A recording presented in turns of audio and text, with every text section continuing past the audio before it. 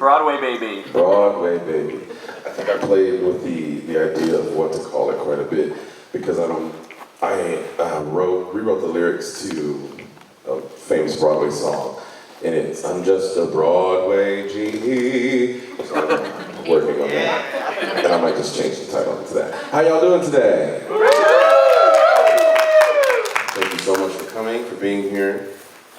I gotta hydrate y'all. This elevation. Stay hydrated. Like how some of y'all probably heard me last night. Last year, I was fine. I guess I had enough water, but this year it's like coming from my spirit. So we're here to discuss all things Major, all things Broadway that Major cares about, and a little bit of Disney, if you will, and what they did for me in my career. And my journey from Fort Worth, Texas to Broadway, right to the pink. And I'm gonna be open for questions and all of that, real casual. I'll give you the spiel, the story, so you have a overall view and things like that. But welcome, you are in a safe space to discuss whatever you feel about theater, about Disney, about the movies, about the shows, all that good stuff. All right, just so you know that ahead of time. But let's start at the very beginning, a very good place to start. I was born in Fort Worth, Texas, born and raised there, and so most of the work that I've done, up until joining the cast of Aladdin, all took place in Texas. So I grew up doing theater at a place called Casa Manana, the House of Tomorrow. It was the adopted, the middle school that I went to was the adopted school of that theater, meaning that I had a special and very unique theatrical experience growing up, learning how the entire building worked. Because of that, we were offered either discounted tuition or free tuition into the theater classes that happened after school. Also, I was not counted absent from school because my school was an applied learning academy.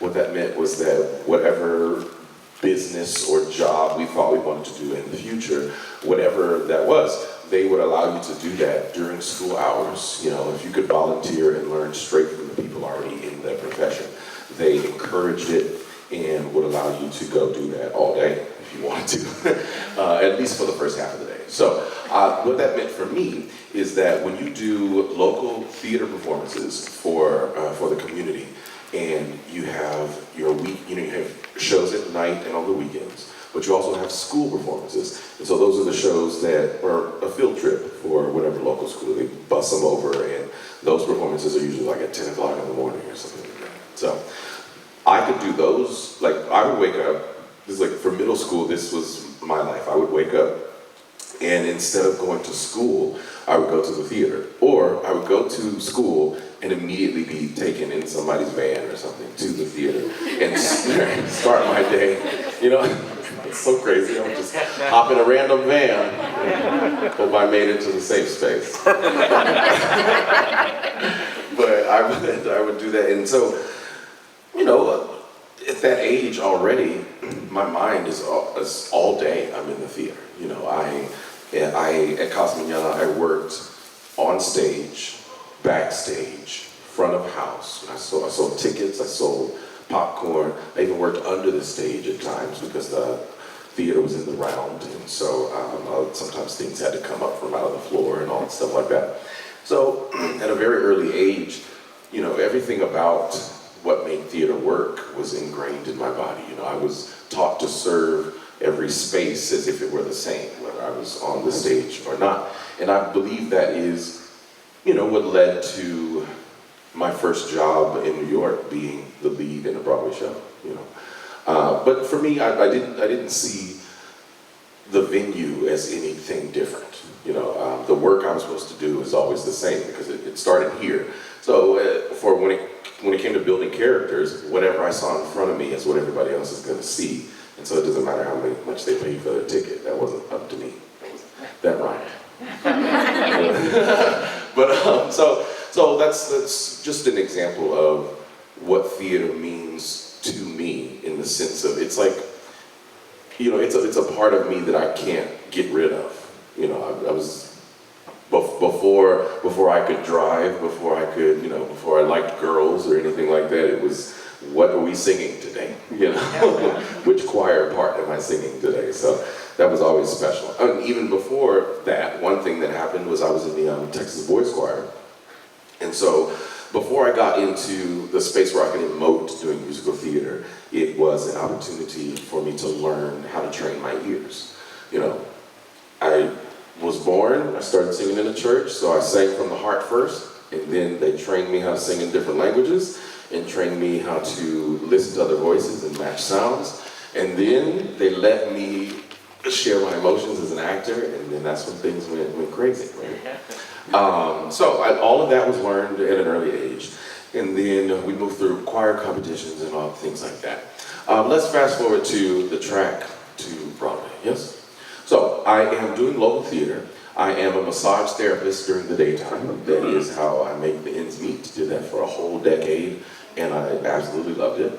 I got to the point where I was taking my massage table and or chair to whatever theater I would be doing a show at that night. I would work on the staff and things like that. As well as, you know, I worked for chiropractors or high-end spas, whatever it took to do the things. Your mask is really funny. I just noticed that, I love it. Oh my God, it just got better. That's delightful. Okay. So massage therapy during the day, so I could do whatever schedule I wanted to do at night. And I'm telling you folks, it was more about the chance to get to do the thing than it was who was watching or who cared about it. You know, I was a person that I would sing wherever I could. Like I had a job where I was singing at, there's a restaurant or a grocery store called Eatsy's. I don't know, depending on where you are, you may have heard of that. But I would go to this place and they would give me a chef's coat and I would sing a cappella for 2 hours. And I would get to go home with like $100 on pizza. And I was like, I win. I don't know what you did today. I got pizza. So, yeah, that was that's always been my energy when it comes to being an artist or, you know, just the opportunity to entertain, tell a story, whatever it is. So I'm doing local theater in Dallas, Texas, or actually Fort Worth, Texas, and then I am stepping out of my comfort zone by moving to Dallas to do theater, to do more work. Bigger opportunities, bigger paychecks, more people are gonna see me, all of that. So I get to Dallas and I'm cast in a show called Hands on a Hard Body. I'll let you get your giggles out of the way because it's not about what you think it's about. But I really think this is poor marketing on that part. But the show is called Hands on a Hard Body, and it is about a Nissan hard body truck. So, see, like what? Okay. So in East Texas, there used to be this competition where you would go to Nissan and everyone wanted to win a truck. So it was the thing where you put your hand on the truck, right? It's a real thing, right. Like you've probably seen a joke about it on a TV show. It was a real, very intense thing we used to do in East Texas. And not to get too dark, but it actually got canceled and it no longer happens because the way someone reacted to not winning, let's just say he wasn't going to be around to win next year either. So it did not go well, but we moved, yeah. So they had to stop doing it. But the show itself is a beautiful telling of the passion that these people have about life, you know. And you take, well, just to give an example, like they would sing, there's one song where they sing about the truck. If I had this truck, I'd have a piece of the pie. It's really gorgeous. And it just showed, like the truck is an example of anything that we believe will make it better. Hey girl, anything that we believe will be the thing to get us there, you know, or whatever it is. So it's a great moment. But I get cast in the show. The writer of the show is also from Texas. The theater that I'm doing the show at is also the theater that he grew up doing theater in. So all these things are coming together, right? He comes back to see his show at his home theater that we are doing. He even brings, because there's a documentary that this show is based on, and he even brings people from the documentary to see our show. So we studied them, and then they came to watch us be them. That was crazy. Really crazy. Very surreal. And then I talked to this man. His name is Doug Wright, and I talked to him after the show, and he says, Major, I like what you're doing. What do you want to do? I said, I want to be the genie in Aladdin on Broadway. I said, exactly that. I said, you asked, I will tell you. Right? He says, that's great. Did you know that James, the man who is the genie and originated this role, was supposed to be in this show that you're doing now when it was on Broadway? But instead, he took the genie. And I said, oh, not a coincidence. And he says, yeah. And that was it. That's all he said, right? He did not tell me that he already worked for Disney. He didn't tell me that he also wrote the book for Little Mermaid on Broadway. Because he didn't need to. Right? That's pretty cool. So the show ends, and we go our separate ways. A month passes, and he sends me an email. He says, Major, I just had lunch with a friend of mine, Tom Schumacher, who's the head of Disney Theatricals in New York, and I just wanted to let you know that I dropped your name talking about possible genie replacements. So in case you get anything, don't be surprised, because it was me that said something. I was like, oh, okay, great. And honestly, I didn't quite understand it at the time. And this is just an explanation of who Major is. I'm telling you guys, I was so focused on being a capable enough actor to be allowed to do it all the time that I wasn't worried about who I needed to ask permission from. Right? You hear that? So when he said to me, I had lunch with this person who's the head of this, I had to look him up. I was like, who? Oh, right? Oh, okay, cool. So that happened 2 months later. 2 months, y'all. I'd forgotten about that email. I get an email from Disney. And they're like, hey, we don't know who you are, but here's a packet. Learn all of this. Sure. Thanks, Mickey. Thanks. And so I learned the packet, and the packet is to be the standby for the genie in Aladdin on Broadway.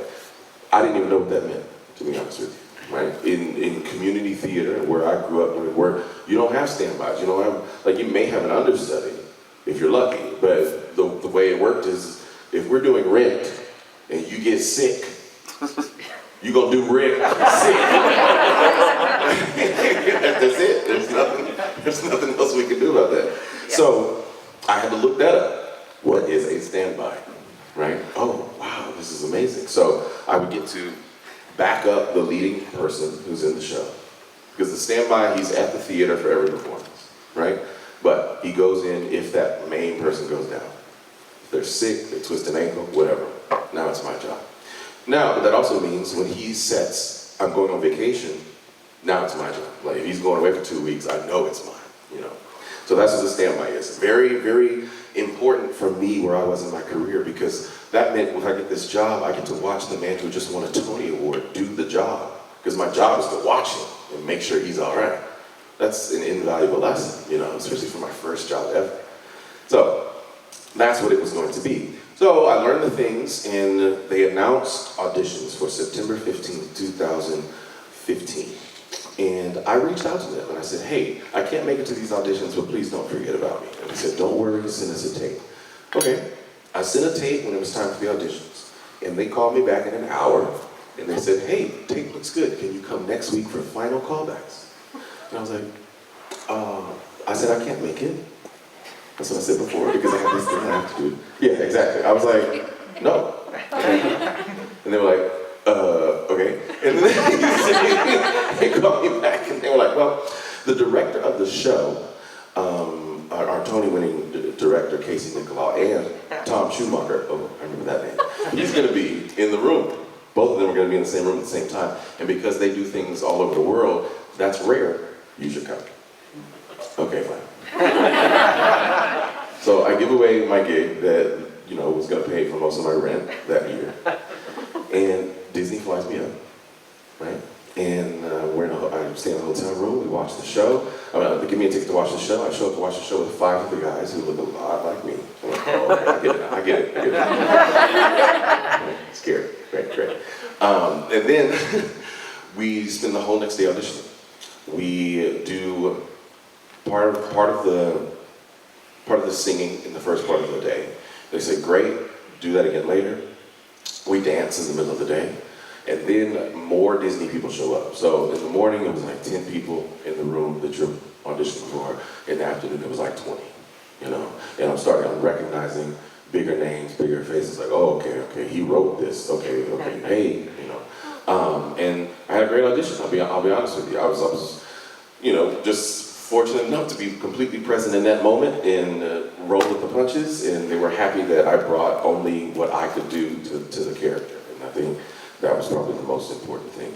So I go back to the hotel room and they call me that night and they're like, hey Major, how would you like to join the cast of Aladdin on Broadway? And I was like, huh? And they were like, yeah. So we just need you to get in a little better shape to do the thing. And I was like, okay. They said, can we help? And I was like, surgery? And they were like, calm down. I was like, I'm calm. And they said, no. And so I went to the Biggest Loser resort, right? Now, I went on TV, so you came on YouTube, my struggle. But I went there, and the deal was I needed to lose like 35 pounds, right? And they're like, all right, 15 weeks. It was a long time, you know? And then I lost 50 pounds in 10 weeks. And they were like, please stop. The email says, please stop. You're fine, you're doing great, you know? You're good, that's gonna work. And it was so that I could fit through the stage, fit through the hole in the stage. You know, it's literally the genie on the Broadway show comes up, I'm out through the hole in the stage. So all that happened, and I was supposed to start rehearsal March of 2016, but I went home in December, and they called me 1 week later, and they were like, hey Major, the man that you're replacing, Trevor Dion Nicholas, is about to open the London company of Aladdin, so we need you to come to New York sooner. So now I have a week's notice to move to New York. I moved to New York on January 6th, 2016. I started rehearsal on January 12th, 2016, and I made my Broadway debut on March 20th, 2016. And I was fortunate enough, because I honestly think, now that I think about this in front of you out loud, okay, I'm not the only person who can claim this, but I am the first, that my Broadway debut was as the genie. Right, like my first performance on a Broadway stage was as that character. Because even the man who originated the role, he'd done other Broadway shows before, you know, so that wasn't his first time doing it. But, so that's a beautiful thing. So that is, Lord, that was long. That was the journey from my couch on Fort Worth, Texas to Broadway. And then I was his standby for all of 11 months at the most, and so I told the universe, I said, hey, I want to do 8 shows a week. I worked my whole life to be capable of doing this, and I am literally steps away from that obligation. And they've given me the opportunity to sit here, which means they believe I can do it too. Great, now let me show people. And then what happened was, they announced they were going to do an Aladdin tour. And I was like, oh great. So I reached out and I said, hey, I want to be the genie on the tour. I'm happy to re-audition. Like, that's great. I'd be happy to show you how I could craft this character from scratch as opposed to being a backup, you know, because that's a totally different interview. And they said, yes, great. But then they called me back a week later. They do that. And they said, hey, so James is leaving the show, the Broadway show. You can either be the genie on the tour or you can take over the Broadway production. And I was like, oh, okay, let me think about it Broadway. What? Sorry, I couldn't even stop that word. You got out, ran away from my mouth. So that's what happened. After 11 months, after a year of living in New York City, I went from being the backup of the Tony-winning character to they're literally putting my face on buses. I was like, I just got here. Right? I would leave the theater and I would go home to get on the train to ride home, and I would sit down and I would be looking at myself. Hey. It was wild. And so to jump that fast into something with that much responsibility, you have to learn a lot. You know, you learn how to uphold the brand. You learn how to craft your own. And I tell people now that Disney's taught me just enough to be dangerous. You know? And I think that's a beautiful thing.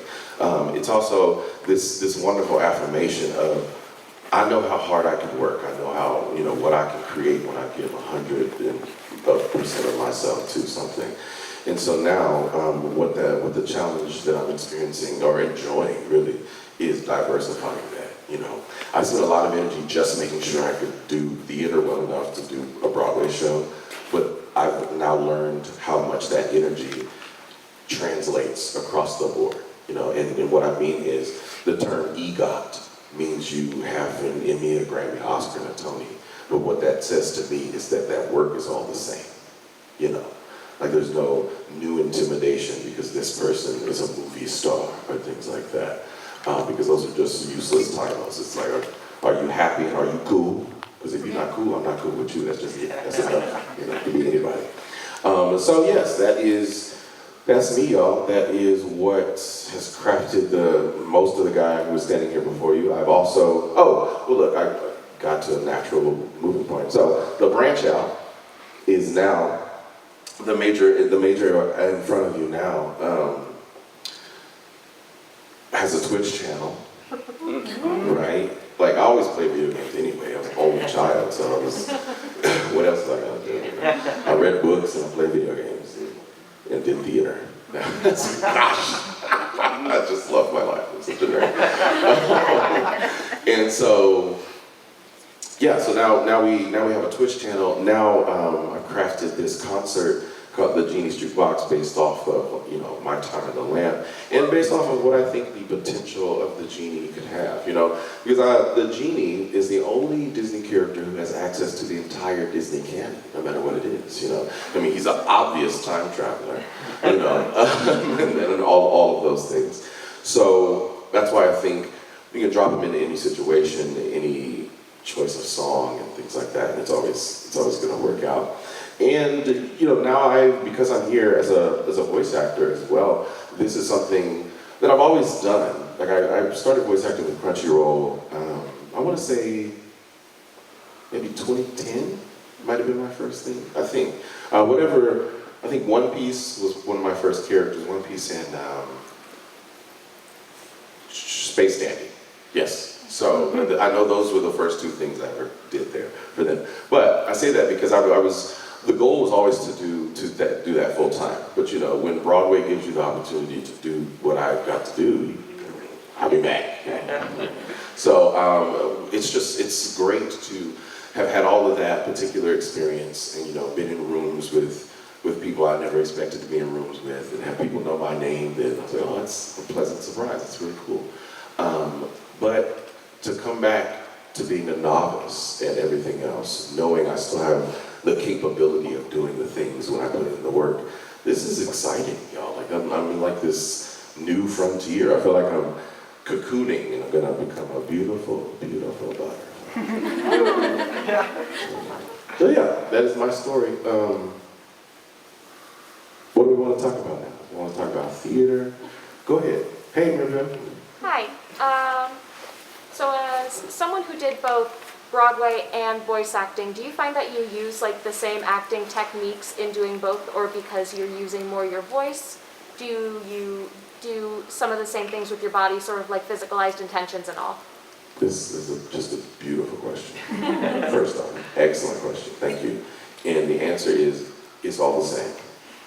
It's literally like, for me, it has to be the same. And that's because it starts here. And I have to physicalize whatever the character is, you know, be it large or small. And in theater, it's automatic. So I think part of it is probably my brain just goes there automatically. You know, when I see the picture or whatever, or read the description, I'm automatically thinking, okay, well, the voice is affected by the way this person walks, you know, or his posture and all of that. So yeah, you'll see me doing all kinds of strange things in the booth. There's a good video of Hugh Jackman doing, like, what is it? He's like doing layovers or something for Wolverine, and he's like running through the forest, stabbing people and all that stuff. And as physical as he is in that booth, that's what it is. It's every time, And so that's why sometimes, like, even though there are things that'll wreck your voice, but for me, it's my whole body. I'm like, my back hurts, I need somebody to walk on my back and rub my feet at the same time. But yes. And that's important because some people say, a lot of people will be like, oh, I want to be a voice actor. I do voices. And I'm like, do you act, though? You have to be able to act. That's very important. Thank you. Good question. That's it. Yeah. Do you have a performance, either as the genie or in any of your roles that you played, that personally for you was like a standout memory of just something that you hold really dear? Oh, yes. Well, the first that comes to mind, just because we've been talking about, is Aladdin. I mean, there are others, but what I know I won't forget from my first performance as the genie was the end of Friend Like Me. There was so much hype behind that song, and y'all, that number. There's a ESPN came to the theater and did a video where they tracked my physical exertion during just that song, right? And so all the details and the numbers are there. So all of that energy behind that, and honestly, I've been prepping to do that 20 minutes for 6 months, and I'd never done anything like that before. Like any other show that I've done, rehearsal is this long, the performances are this long, but this was something different. This was 20 years of work, all pushed into 6 months of focus on one character for one song, right? That had no ending in sight. It was also open-ended, so that added to it. It was the fact that, oh, I just completed this, but also, this is my new job. Like, it's not just, yeah, I did it. This is what I get to do every day? What? So it was like rain. It was the sound of that applause after I spent 6 months preparing to give them that 20 minutes. I'll never forget that. And it was a representation of, now we get real deep, it was a representation of the silence that made me a singer in the first place. And what I mean is, I felt like I was forced to learn at like 8 years old that most of us spend our entire life navigating people's expectations, deciding who we're going to disappoint, deciding if it's going to be us. And I got over that shit at 8. And the only thing that worked, the only thing that would keep everybody in the room quiet was when I was singing. It was the only thing. So it was a callback to that. I did all that stuff, and then I got to that moment, I was like, oh, it's quiet again. It means I worked hard enough for y'all to chill out. Well, thank you. Yeah, you had a question. Since you're doing voiceover, do you prefer like live performances to voiceover, or do you like one over the other? God, that's a good question too. You know what I've been personally experiencing? So I was just talking about this maybe a week ago. I've been spending a lot more time twitching. That's not right. Twitching? Does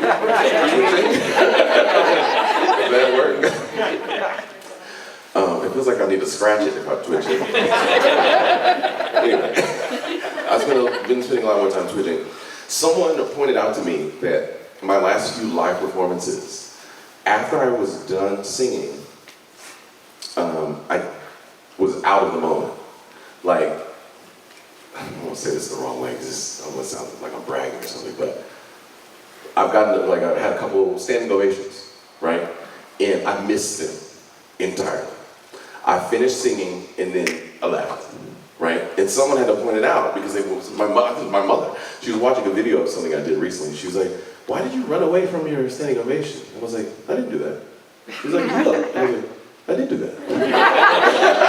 She's like, "Why did you do that?" I was like, "I don't know." And I think what it is that, you know, I'm on Twitch and we're connected to the whole world, right? Talking to people from Germany, yada, yada, whatever. And when I turn it off, I'm alone. That's it. I don't have, like, as soon as the camera's off, you know, I'm taking off my clothes and I'm like, yeah. And so I think that started to seep into my singing performances. So like, when I finish singing, as soon as the last note's out, I'm done. I turn my face off, you know, walk away. But the people like, so, wait, what was the question? Do you prefer live performance over voiceover performance? I obviously don't know.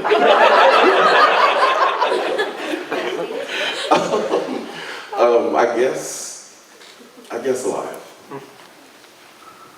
I guess. But the video ovations are pretty awesome. Yeah. But there is something awesome about the anticipation of the opposite though. When I get to do something, I'm like, man, I thought that was pretty cool, and then I have to wait and then get people's reaction. They also think it's cool. And that's pretty good too. You know, because sometimes in the moment you know, when we're all sharing the same energy, that it's a heightened moment, you know. And so people say stuff, and I'll do the same thing. You know, I'll see a professional production, and I did it, like I was already working on Broadway. I had like done a Broadway show the day before, and then I went to see a Broadway show, and then this woman came outside, and I didn't know what to say. I was like, good, you're really good.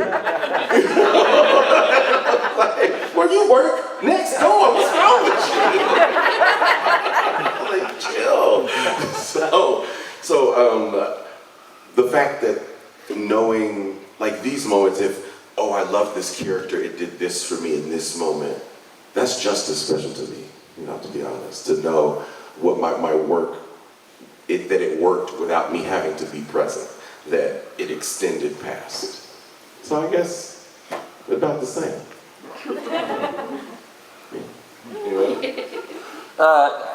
I had a two-parter. One, I was just wondering, like, I just wanted to hear you talk a little bit about, like, Alan Menken. I'm not sure if you got to meet him at all, or how you feel about his kind of body of work.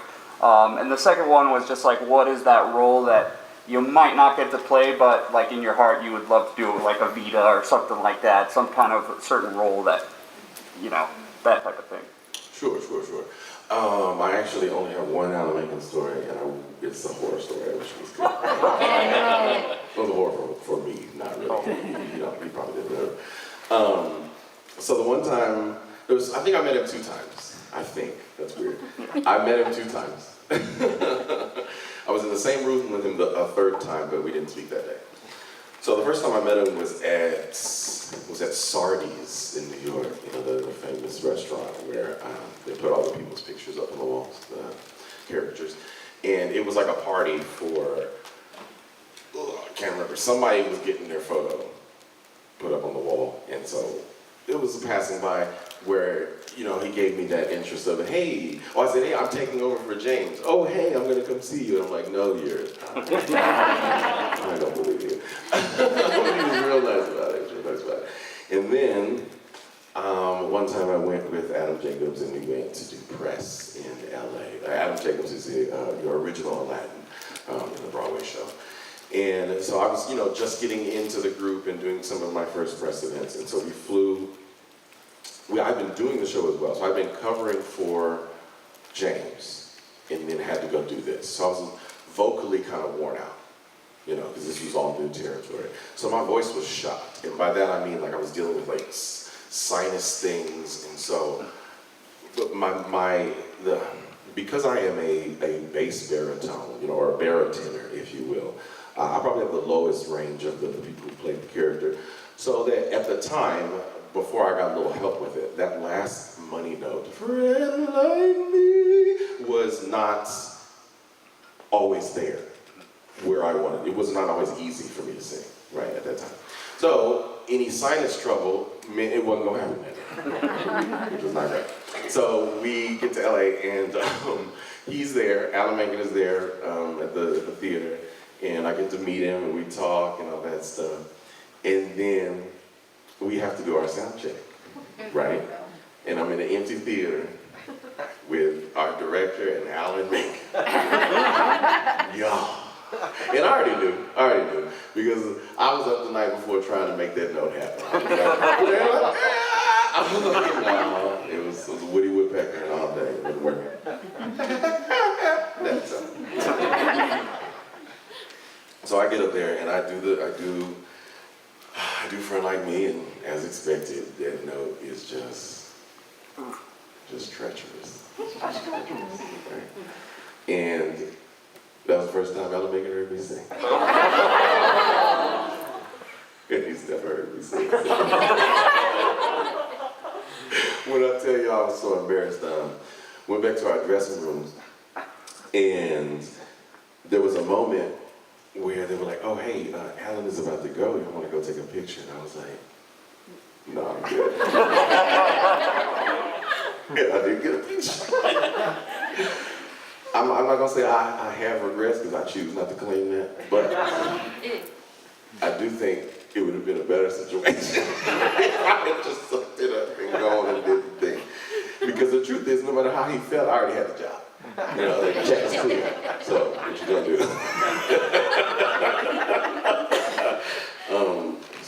So yeah, Alan Menken. But outside of that, I mean, he wrote our childhood. You know, half of my life has been Alan Menken music. The other half has probably been, there's like 2 sets. Oh, goodness. Who did Lynn and Flaherty, so like Ragtime, Susical, and I can't remember. It'll come back to me. So yes, what was the second question? Is there that role that you probably wouldn't play, but it would be fun to? If we're talking, I mean, there's a few, I guess. Well, almost any Disney villain, like a live version. I would really love to. Well, what they're about to do, the next Broadway show will be probably Hercules. Actually, I don't know if he's going to go to Broadway, but they're about to do Hercules in Jersey. And I would love to play Hades. Right? I think that would be a lot of fun. Because I don't know, what type of songs they've written for him and stuff like that. But good job. Is my hair out? Is my hair out? Right. Who else? Because I know I would just murder this role. Ursula. Yeah, I'm all about a gender bend. Really, I'm like, Ursula is a male octopus, right? Is she? I thought so. I thought it was just, yeah. So it would work. Drag queen, yeah. Divine. So, yeah. Speaking of, y'all, I'm about to direct my first musical, right, next year. Oh! I didn't think about it yet. Yes. I'm trying to pay bills. No. But I'm directing Hairspray. In Dallas, Texas, right? And it's going to be all children, like 18, kids theater or whatever. And so I had just stopped watching Hairspray because I had to get it back in my body. But I watched the original one first, right? So I watched the one from... Oh, there's before that? Yeah, the original. The original is from the 60s? 70s or 80s, I think. Okay, I was like, slow down, because John Waters movie. the one I watched was like from the 80s. Yeah. And it was Ricky Lake is Tracy Turnblad. Right? Yeah. It was crazy. But Divine, who Ursula's based off of, plays Tracy's mother in that version of the film. And there's not as much music. I think it'd be a lot better with the singing than it was. But anyway, yes. Ursula as well. What else for character? I think that's all I have in my head for those. I thought I had another answer for you. Any other questions? Oh, look at y'all. We got 3. You already asked one, right? Yeah. You had a good one too. Go ahead. What are you dressed as? Oh, Red Hood. I don't have. I was about to I don't have the mask disrespect you on, and say so. Speed Racer. But No. that's disrespectful. Should I bring out the pistol too? There it is. Oh. He said, fix it. Okay. Fix that. What's your question? My question is for your gaming type and stuff. If you had to pick one game out of the entire ones you played, which one would you stick with and which one would you get rid of? Okay. You mean for entertainment purposes? Entertainment purposes. Get rid of. You can never play it again, right? Yeah, never play again. The problem is I've already pushed so many bad game memories out. I know how it is. Sorry, I have to bring that back. Well, so it's like, how much did I pay for this? Wow. Well, I'll go with instinct. So when you said game I would continue and keep playing, Assassin's Creed was the first thought, to be honest. Right? If I'm thinking of, if I have to stay in a single franchise, there's a small list. God of War would be on that list. Oh, yeah. Right. I like Spider-Man. I'm not saying I am Spider-Man, but you have not seen me and Spider-Man in the same room. But got rid of.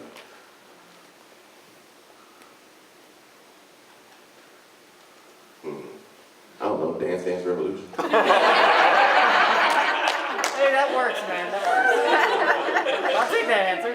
Well, Resident Evil used to scare me, so I used to watch people play Resident Evil before Twitch was a thing, and it was still too much. That was good. Somebody else? Yeah, Yes. hi. Hi. So is there a franchise overall? Again, by the way, you said Resident Evil, I'm offended, I still do all the time.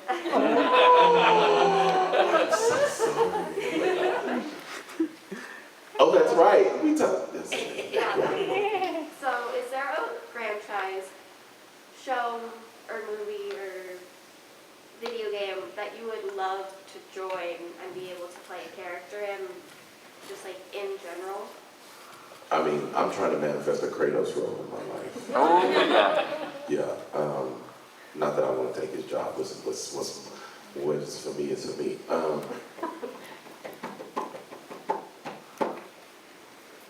GTA. Oh. I think that would be cool to be a playable character in GTA. You know, Yeah. right?